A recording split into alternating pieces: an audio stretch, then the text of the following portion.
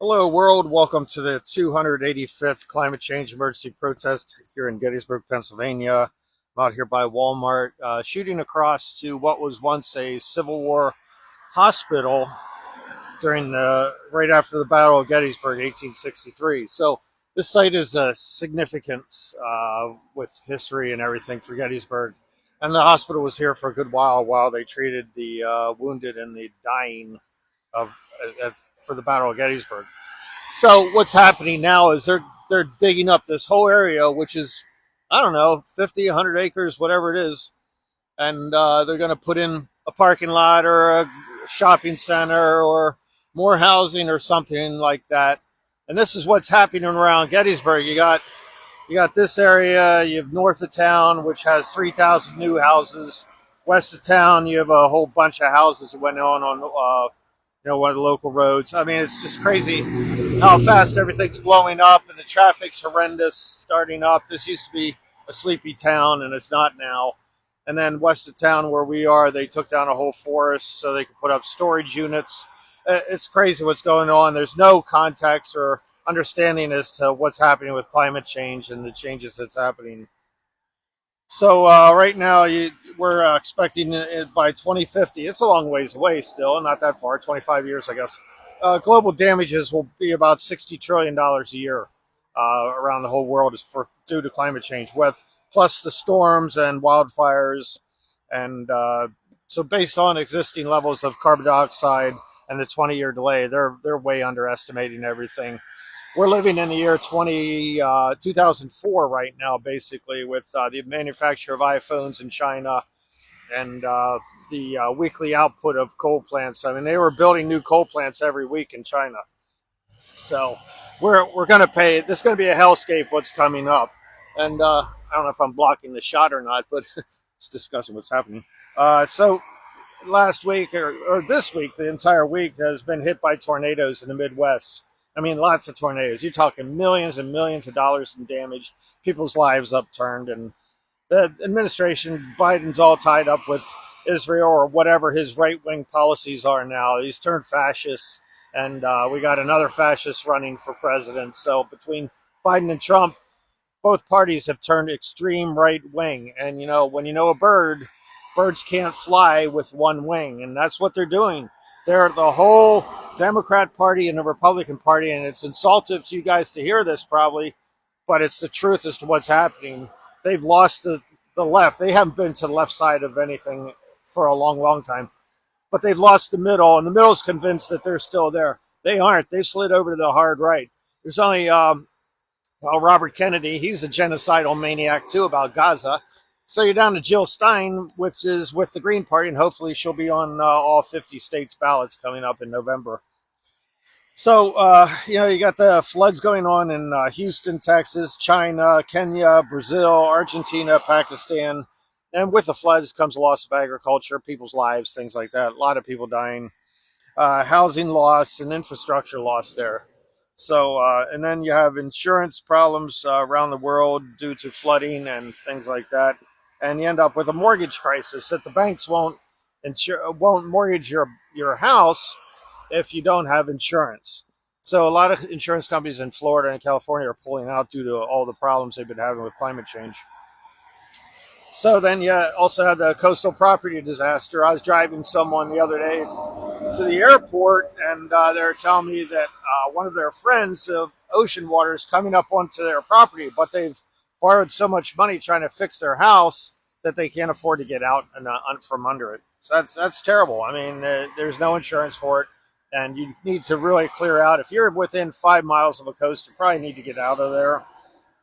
Plus the hurricanes, there's a potential for Category 5 and Category 6 hurricanes all the time. So if we keep doing nothing, we're going to end up being supposedly $180 trillion by 2070. So it jumps from $60 trillion in damage to $180 trillion in damage. And I guess that's per year. My own personal thinking is with the iPhone era, we're still living in the year 2004 right now, right before the iPhone era kicks in China and manufacturing. And they're putting, as I said, one coal plant online per week. And we're in for a massive hellscape. Carbon dioxide right now is the highest level it's ever been. and in the last 3 million years or something or other. So for me, um, we're seeing unrestrained carbon dioxide acceleration. 428.52 was new record this year. The previous record was like 422 or something, or 424. So we're going up at a crazy rate. The oceans are hottest than ever. Coral reefs are dying around the whole world right now. You have coral reef bleaching, and also the air has been the hottest, as I said, in 125,000 years. The air has been the hottest in 125,000 years. But if carbon dioxide is the highest in 3 million years or 14 million years, you can guarantee the air will follow suit within 20 years. So there's a hellscape coming. So capitalism, this is an example of that, where you have commodification of everything. If you see an open plot of land, rather than putting up a forest, they start building stuff so that they can make more and more money. And there's going to be hell to pay for that. Forest here, as I said, east, west, north, and south of here, they're tearing them down, and they're never going to get them back. These are old growth forests. So batteries, everyone keeps talking about electric cars and everything. Great idea, but the problem is obviously from this road you can tell we're in a car culture and not in a mass transit culture. Batteries require ridiculous amounts of specific metals and material that has to be dug out of the earth. And a lot of places kids are doing it, but also you have an ecological disaster where that's happening. So Biden and Congress and the media aren't talking about climate change at all. We've had massive amount of damage this week in the Midwest, as I said, and they're not bringing up the word climate change ever, ever, ever, ever. And people are losing their houses all over the place. You have climate refugees now happening. They're having to live in hotels or find friends, but the government's not there for you. One lady was like, "Thank God for my neighbors." Well, that means your government's not there for you. All right. Thank God for the Red Cross. Well, that's a private organization. Your government's not there for you. They're not going to be there for you. They're too busy making war and worrying about their little nitpicky political stuff rather than doing the right thing and getting this climate change under control. So you have an echo side going on. Whoa, Jesus, almost got hit. You have an echo side going on where, they're producing more oil than ever, more natural gas than ever in the United States. So we produce more oil than any country ever has, and by far, it wasn't even close. So back to the protests now that I talked about last week, that the universities and colleges, I'm going to move out from here because I can't really talk. I'm screaming like a crazy person. So the university and colleges had these peaceful protests going on, and they weren't doing anything to anyone, and I'm going to talk about Joe Biden in a second and his bizarre thought process on things. But there were peaceful protests. The kids were camped out in, on lawns and things like that within the university, not bothering anyone. And they weren't saying any anti-Jewish statements, as Biden keeps insisting, and as the Congress people keep saying. There's nothing going on. There's no indication of that. In fact, they had Jewish protesters with them. So that kind of proves the point that what they're saying is a total political lie. They're trying to manufacture political points off of this stuff as they slide harder and harder to the right. So Biden was explaining and saying this is anti-Semitism, what was going on with these protests. And what he's doing is conflating for political gain. He's associating anti-Zionism with the Jewish people and the Holocaust. He spoke in front of a Holocaust group, and I was astounded at his conflating, saying that the protests were anti-Holocaust and anti-Jewish people. Absolutely wrong. The protests are all about the slaughter going on in Gaza. The Israelis are committing a slaughter, a genocide, and ethnic cleansing in Gaza. It's unbelievable what they're doing. If you don't know what's happening, you need to go to Al Jazeera TV, because they're the only ones that are broadcasting from within Gaza and tell you what's going on. So Biden's saying any anti-Zionist criticism of the country of Israel, that's what Zionism is. It's about the country of Israel, is anti-Semitism. Total lie, total conflating of everything, and the Jewish people are not involved with that.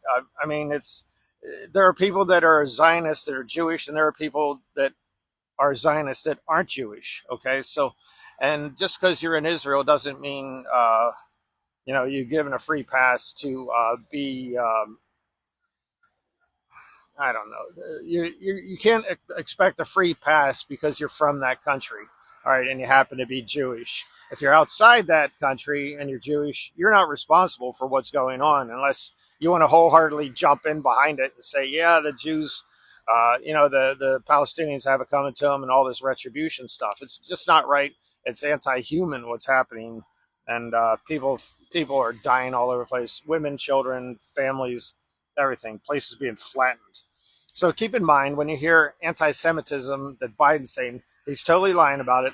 It's about anti-Zionism. Is about Israel. That's it. End of story. All right. Don't go get involved with this religion stuff and everything else. It's a Zionist is someone who's in favor of Israel and the expansion of Israel to the point that it just pushes all the Palestinians out. So I would think it'd be an insult to the survivors of the Holocaust to be associated that way, and they should be saying "not in my name." He's using the Holocaust victims as a way to get political points concerning the Gaza situation. And Joe Biden, the reason why he's scrambling so hard with this is he's gone hard right. His party has gone hard right, the Democrat Party. The Republicans are even going farther to the right. So they're trying to go harder and harder to the right. And it's not conservatives. These are radical people now. They are off the charts radical. And if you're staying in these two parties, there is something really wrong with you if you haven't checked it out. And if you stay in the parties and keep voting for these people, the Bidens and Trumps, then there's really, really something wrong with you. You have lost your way, lost your moral compass. I don't even understand. I don't even understand how someone could even attempt to vote for Biden, considering all the genocide and ecocide, and how someone could even attempt to vote for Trump, considering the genocide and ecocide of the planet, and how someone could even consider voting for Robert Kennedy Jr. or third, whatever he is, considering his policies concerning Israel and his okay with them committing genocide and ethnic cleansing on the people of Gaza. The only one standing up to that is Jill Stein. She's Jewish, so get it? She is not anti-Semitic at all because she's Jewish, and she's in favor of the people of Gaza being able to survive. So this is dangerous. Dragnetting the Jewish people and the Holocaust people in with the Zionist thing going on, this genocide being committed. And it's if I was a Jewish person right now or a Holocaust survivor, I would be calling my representatives up, be calling Joe Biden up and saying, "Not in my name. Don't you dare ever do that to me again."